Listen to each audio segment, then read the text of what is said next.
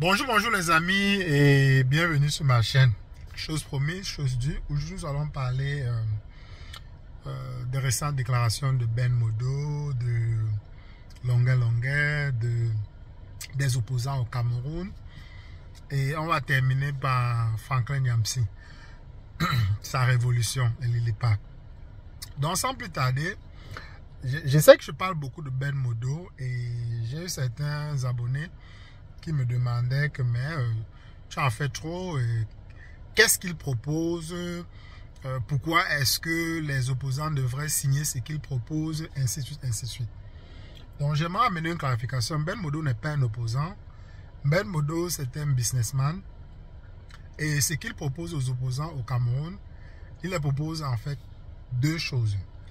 La première, c'est qu'il veut leur fournir en tout cas les équipements dont le MRC avait besoin. Quand le professeur Maurice Kamto demandait les 6 milliards, c'était pour acheter des téléphones qui se connectaient au satellite, parce qu'il est dit et il est prédit que Paul Biya coupera Internet le jour des élections.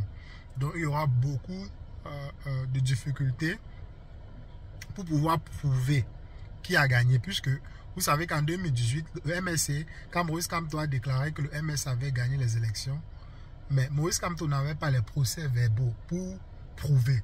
Donc, Ben Modo apporte cette logistique que le MRC voulait les 6 milliards pour acheter, pour pouvoir être capable de prouver qu'ils avaient gagné en cette année 2025. Malheureusement, le gouvernement a écarté Maurice Kamto parce que le gouvernement avait peur de ce que ça pouvait apporter comme preuve. Donc Ben Modo est donc en train de fournir cette logistique à l'opposant qui signera le contrat avec lui. En échange, Ben Modo promet aussi la création, ou bien il va apporter plusieurs entreprises américaines au Cameroun, et ces entreprises généreront environ 5 millions d'emplois aux Camerounais. Vous savez que la jeunesse ne travaille pas au Cameroun. Et si Ben Modo vient avec les sociétés américaines au Cameroun, plus de 5 millions de Camerounais trouveront un emploi. Il le promet avant décembre. Donc, voilà les termes du contrat que Ben Modo essaie de présenter à chaque opposant au Cameroun. Et Ben Modo apporte aussi quelques clarifications. Il dit que parmi les opposants, il y a 3 qui sont à la solde de Gongo. Il ne donne pas les noms. Mais on a discuté sur la chaîne, on a essayé de trouver qu'au moins 2, on savait que c'était le premier était Cabral Libye et le deuxième, on a spéculé que le premier était Cabral Libye et le deuxième était probablement Joshua aussi. Jusqu'à présent, je ne sais pas qui est le troisième opposant. En tout cas, je ne sais pas. Rien ne me fait. Donc, il n'y a aucun autre opposant en fait qui me fait penser que il est la troisième personne à qui Ben Modo pointe du doigt, qui travaille directement sur l'aile de Gongo. Parce qu'il dit qu'il a envoyé le message à ses opposants et ses opposants ont transféré son message en Gongo. Il dit qu'il ne va pas expliquer comment est-ce qu'il a fait pour savoir que ses opposants avaient transféré son message en Gongo. Mais vous savez que Ben Modo, c'est pas n'importe qui. Il promet aussi que s'il amène les entreprises au Cameroun, il promet que les Camerounais auront 35% et ces entreprises auront 65%. Je pense que c'est un deal plus que gagnant-gagnant. Quand les pays de l'AES ont pu avoir des contrats, je pense que c'était 30% pour eux et 60% pour les compagnies extérieures, on a jubilé, on a dit que c'était beaucoup plus équilibré. Donc je pense que 35% pour le Cameroun et 65% pour ces entreprises-là, c'est un contrat plus que honorifique et bien pour le Cameroun. Ben Modo, c'est un expatrié, c'est quelqu'un de la diaspora qui aimerait aussi voir développer son pays, et comme il a les moyens de le faire, il aime son pays. Je ne pense pas qu'il vienne avec le mauvais cœur. Donc, voilà quelques clarifications pour Ben Modo, pour ceux qui se demandent que il est qui pour qu'on signe. Donc lui propose que il peut amener ses logistiques à un candidat, comme ça il va en parler au peuple et le peuple pourra donc choisit ce candidat tout en sachant qu'après les élections, le candidat pourra laisser Ben Modo et ses usines à venir se déployer au Cameroun. Certaines personnes se disent que c'est une prédation, il vient voler, il vient en tout cas coloniser le pays avec les compagnies extérieures, mais pour l'instant, il est la seule personne qui propose de venir construire les routes et tout ça. Il le dit qu'il peut le faire en quelques années, pas en des dizaines d'années, mais 1 ou 2 ans. Il dit qu'il y a plusieurs choses qu'il peut le faire. Pourquoi ne pas donner ce genre d'investissement à un enfant du pays au lieu d'aller donner aux Occidentaux qui pillent le pays et soudoient quelques individus qui vont se pavaner en Europe, ainsi de suite. Donc, moi je pense que Ben Modo a de très bonnes intentions et le prochain président, en tout cas celui qui veut réellement libérer le Cameroun, devrait signer le contrat dont il propose, parce que sans ce contrat-là, il n'y a pas moyen de gagner les élections. Je vous ai dit que les élections accoucheront une souris au Cameroun. Donc, il n'y a pas moyen de gagner les élections, à moins si les Camerounais vont se lever et chasser Paul Biya. Mais les élections, quand on dit qu'on a trouvé le candidat consensuel. D'ailleurs, ça a créé beaucoup de polémiques. Certaines personnes disent que c'est un grand qui est derrière tout ça. Donc, ça crée des polémiques. Si on y va sans avoir des garanties, ça ne donnera rien. Et c'est d'ailleurs peut-être pour ça que le professeur Maurice Kamto ne fait que parler qu'il y a un piège. Vous avez vu la semaine passée, il a dit qu'il y avait un piège. Et cette semaine, il a dit que même si on ne voit pas les mains du gouvernement, lui n'est pas dupe. Il sait que le gouvernement est caché quelque part. En tout cas, c'était la pensée de Maurice Kamto d'hier. Donc, moi, je suis plutôt d'accord avec ça. Le gouvernement n'est pas idiot. S'ils se taisent, c'est parce qu'ils savent que le piège était tendu et ils n'attendent que ce piège se referme sur le peuple. Donc, au peuple d'être beaucoup plus intelligent et d'éviter ce piège. Donc, voilà ce que je voulais dire. Je pense aussi, pour conclure avec Ben Modo, je pense que Ben Modo a aussi parlé qu'il y avait 3 autres candidats. 3 candidats qui n'ont pas la masse populaire, et il a voulu proposer ça à ces candidats-là. Mais un a les problèmes il a dit les problèmes avec le TAS.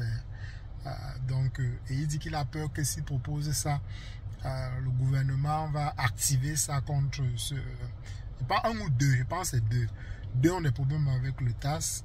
Et s'il leur propose de signer ce contrat, le gouvernement risque d'utiliser ça comme pression sur ses opposants. C'est pourquoi il ne les propose pas. Et 3 autres sont clairement des traîtres. Donc, ça fait 6.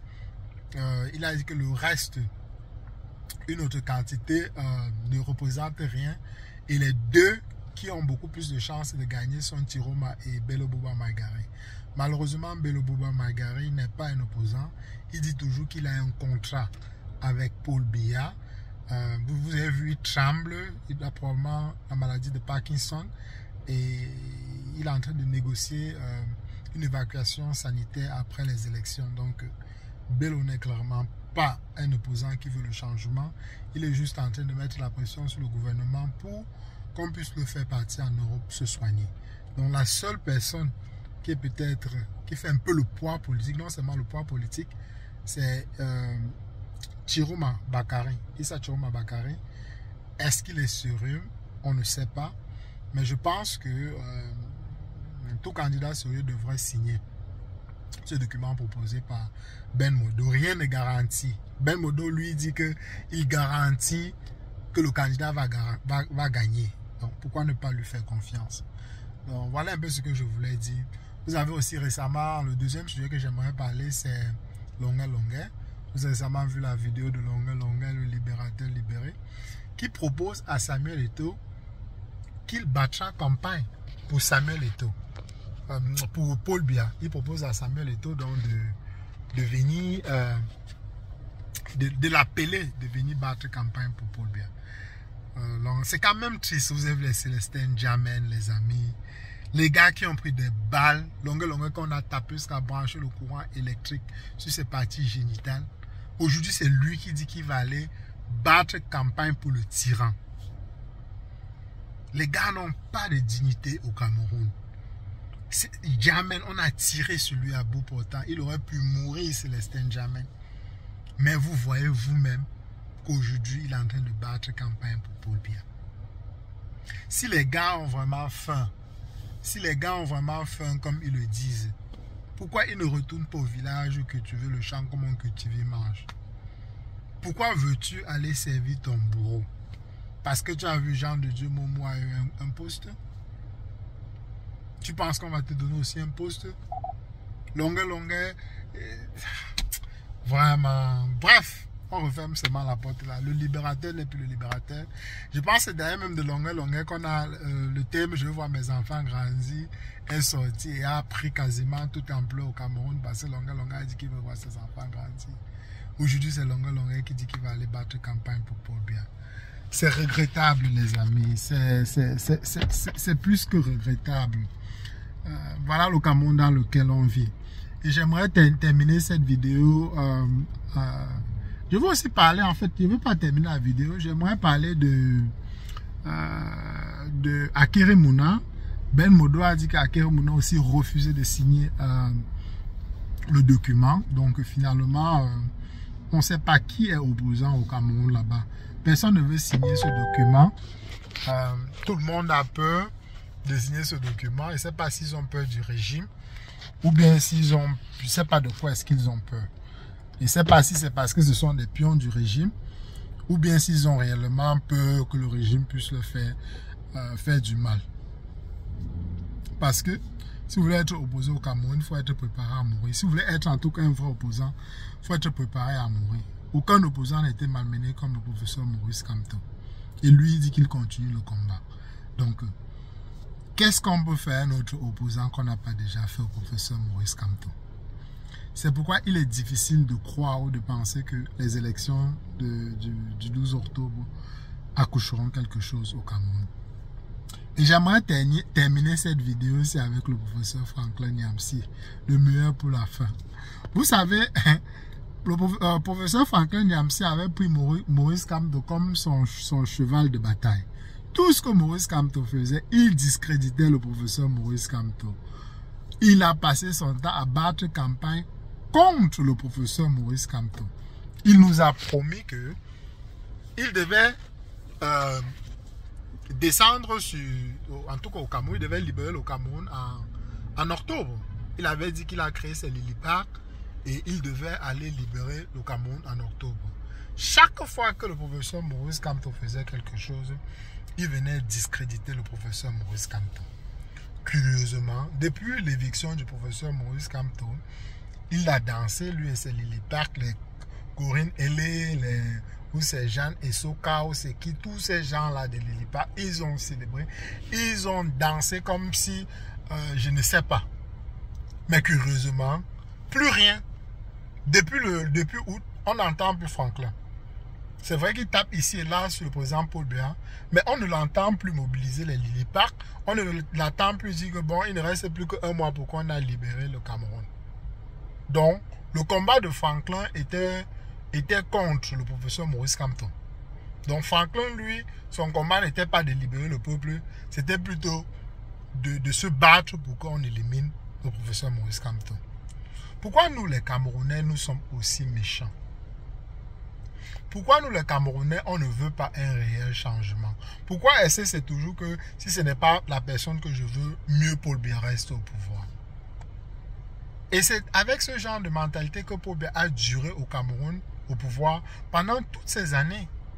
Parce que la majorité des Camerounais, en tout cas les leaders d'opinion, pensent que c'est soit Paul Biya, soit personne, soit le candidat, soit Paul Biya reste au pouvoir.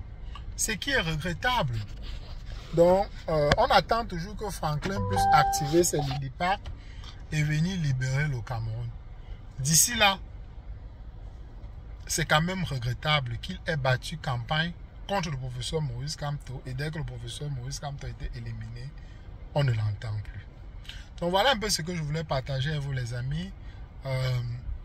On reste au parfum de l'actualité. On verra ce que le 13 septembre nous réservera, puisqu'on a dit qu'on va nous proposer le candidat consensuel le 13 septembre.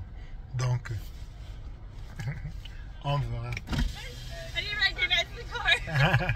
Donc, on verra ce qui va se passer le 13 septembre. Prenez tout soin de vous, les amis. On se retrouve très rapidement pour un prochain débrief de l'actualité camerounaise.